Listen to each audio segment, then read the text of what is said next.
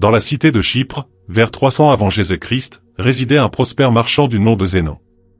Pendant un voyage de la Phénicie au Pirée, son navire sombra avec toute sa précieuse cargaison. Ce tragique événement, totalement indépendant de la volonté de Zénon ou de quiconque, le plongea instantanément de l'opulence dans la pauvreté. Si vous vous mettiez dans la peau de Zénon, comment réagiriez-vous face à cette adversité soudaine? Tout le fruit de votre labeur anéanti par la simple force de la nature. Quelle serait la réponse appropriée? La colère? La tristesse? Un sentiment de trahison de la part de la vie? Pour la plupart d'entre nous, ces réactions seraient naturelles, mais pas pour Zénon, le père du stoïcisme. Selon lui, un petit changement dans notre perception peut avoir des répercussions durables, et un simple ajustement de notre état d'esprit peut engendrer des transformations significatives et durables par la suite. Au cœur du stoïcisme réside la quintessence de l'acceptation et de l'indifférence. Après avoir étudié les écrits de Socrate et d'autres grands philosophes, Zénon a développé et enseigné cette philosophie stoïcienne. Selon lui, bien que nous ayons peu de contrôle sur les événements qui nous arrivent, nous avons le pouvoir de contrôler notre réaction à ces événements, et nous devons user judicieusement de ce pouvoir. Au lieu de s'affliger pour les renverser, ou dans ce cas, pour les biens perdus en mer, Zénon s'est concentré sur le maintien de son sang-froid face à la situation, restant calme et neutre malgré les circonstances difficiles. De nos jours, les gens associent souvent à tort les stoïciens à des individus imperturbables, des personnes qui ne semblent pas être affectées par des extrêmes émotionnels, tels que des crises de colère. Les crises d'anxiété peuvent également être mentionnées. Cependant, l'essence originelle du stoïcisme va bien au-delà de cela. Il ne se limite pas à décrire des individus impassibles, mais offre une vision, une description et une compréhension du monde.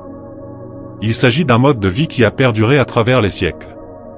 La philosophie stoïcienne peut être appliquée aux défis contemporains de la même manière qu'elle l'était autrefois, des milliers d'années auparavant, et ses bénéfices demeurent tout aussi significatifs. En adoptant le stoïcisme, nous sommes en mesure de transcender les émotions négatives engendrées par des expériences adverses et de les transformer en pensées qui nous offrent une perspective unique sur le monde. La perspective revêt une importance primordiale, car chaque individu dans le monde a des expériences uniques, et donc des perspectives différentes sur les choses. Depuis que les stoïciens se rassemblaient, débattaient et enseignaient la philosophie dans des lieux publics, leur philosophie était largement diffusée.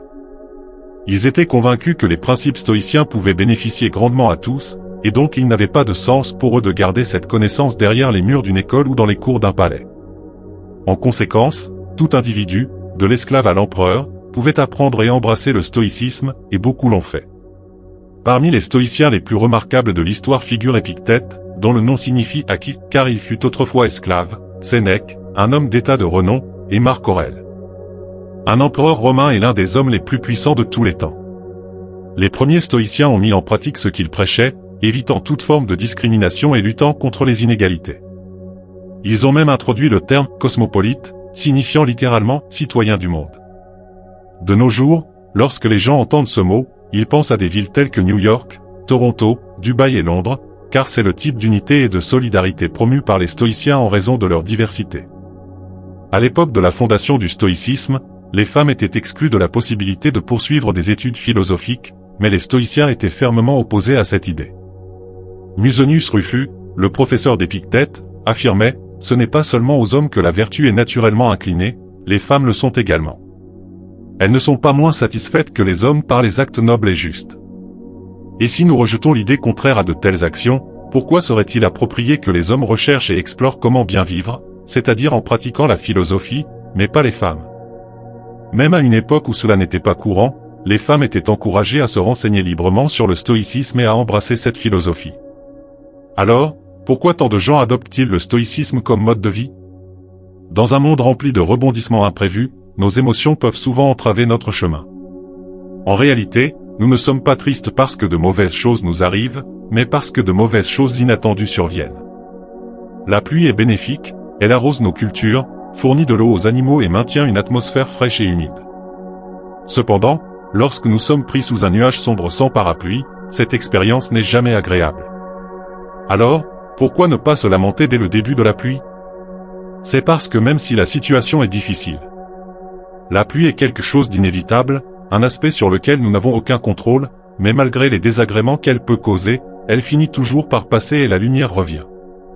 Le stoïcisme nous enseigne que de la même manière, nous devons nous attendre à ce que tout ce qui peut mal tourner se produise. Nous devons anticiper le pire résultat et être préparés à cette éventualité. Un des exercices stoïciens bien connus est celui de l'inconfort volontaire, qui vise à cultiver des sentiments croissants de gratitude. Il consiste à se mettre volontairement dans des situations inconfortables, comme dormir sur le sol de sa cuisine ou prendre des douches froides au lieu des habituelles douches chaudes, afin de comprendre que peu importe la difficulté, nous survivrons toujours et pourrions même prospérer si notre état d'esprit est bon. En résistant à ces situations inconfortables, nous préparons indirectement notre esprit aux adversités futures. Dans le monde actuel, où les publicités nous bombardent constamment de messages nous faisant croire que le bonheur dépend de la possession de biens matériels ou de la réalisation de certaines normes sociales, le stoïcisme offre une perspective alternative. Nous entrons dans ce monde sans rien savoir, apprenant des choses à la maison, à l'école et par nos propres observations.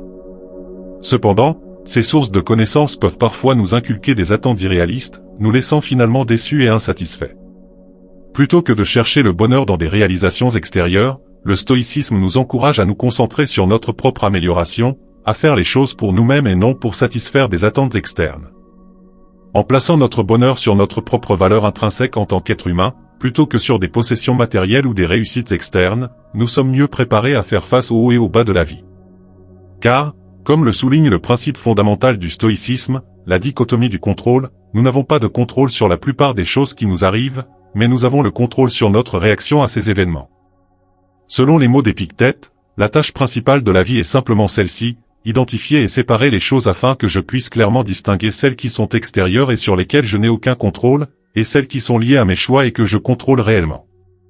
Les stoïciens enseignent que nous devons apprendre à distinguer ce que nous pouvons contrôler de ce que nous ne pouvons pas. Notre valeur ne devrait pas être déterminée par des choses sur lesquelles nous n'avons aucun contrôle, mais par celles que nous pouvons influencer. Avoir des objectifs ambitieux est louable, mais s'effondrer lorsque les choses ne se déroulent pas comme prévu est considéré comme futile du point de vue stoïcien. Par exemple, faire des vidéos sur YouTube peut sembler plus simple que d'être un empereur romain, mais cela peut quand même être difficile. Vous devez d'abord concevoir votre idée, effectuer des recherches, puis peut-être abandonner cette idée pour en choisir une autre, écrire un script, filmer, éditer la vidéo, créer la miniature et le titre, avant de la télécharger. Tout cela dépend de vous jusqu'à ce que vous cliquiez sur le bouton « Télécharger », moment où le pouvoir passe à l'algorithme de YouTube. Malgré cela, de nombreuses personnes jugent le succès de leur chaîne YouTube ou de leur compte Instagram en fonction du nombre de vues, d'abonnés ou de followers, des mesures pour la plupart hors de leur contrôle. Les stoïciens enseignent plutôt à évaluer le succès de votre travail en fonction de la quantité d'efforts que vous y avez investi, et non des résultats externes escomptés. Faites confiance au processus. Vivre avec moins, c'est se libérer des attaches sociétales dans lesquelles nous nous enfermons. Considérez une personne qui a travaillé dur pendant 6 mois et estime maintenant mériter une promotion. Elle présente son rapport de performance à son patron, qui la remercie mais ne lui accorde pas la promotion. Elle rentre chez elle, se sentant inutile dans son travail. Si elle accordait sa valeur à la qualité de son rapport de performance et continuait à travailler pour obtenir la promotion, elle pourrait être beaucoup plus heureuse. Avec la bonne perspective, son objectif n'aurait pas été diminué, mais simplement retardé. C'est ce changement de perspective qui est crucial. Un vrai stoïcien ne se laisse pas décourager par les résultats extérieurs, mais se concentre sur ses propres actions et efforts. Beaucoup considèrent leur succès en fonction des gains financiers de leur entreprise, mais trouvent réconfort dans le fait qu'ils peuvent mener une vie confortable sans tout ce que l'argent peut acheter. Les 4 principales vertus du stoïcisme sont la sagesse, le courage, la tempérance et la justice. La sagesse consiste à distinguer ce qui est en notre pouvoir de ce qui ne l'est pas, ainsi qu'à choisir notre réaction face aux événements. Le courage signifie persister et résister. La tempérance, modération, implique de faire plus avec moins, de dire plus avec moins de mots. Les stoïciens estiment que la richesse devrait être limitée à ce qui est essentiel, et rien de plus. Quant à la justice, elle est la plus importante des vertus, stipulant que personne ne doit causer de tort à autrui, car nous sommes tous interconnectés pour nous aider mutuellement. Nelson Mandela, inspiré par les principes stoïciens qu'il a appris pendant sa détention, a prôné la réconciliation plutôt que la vengeance après avoir été libéré de prison. Il a encouragé son peuple à se reconstruire et à avancer ensemble vers un avenir meilleur, suivant ainsi la voie des stoïciens.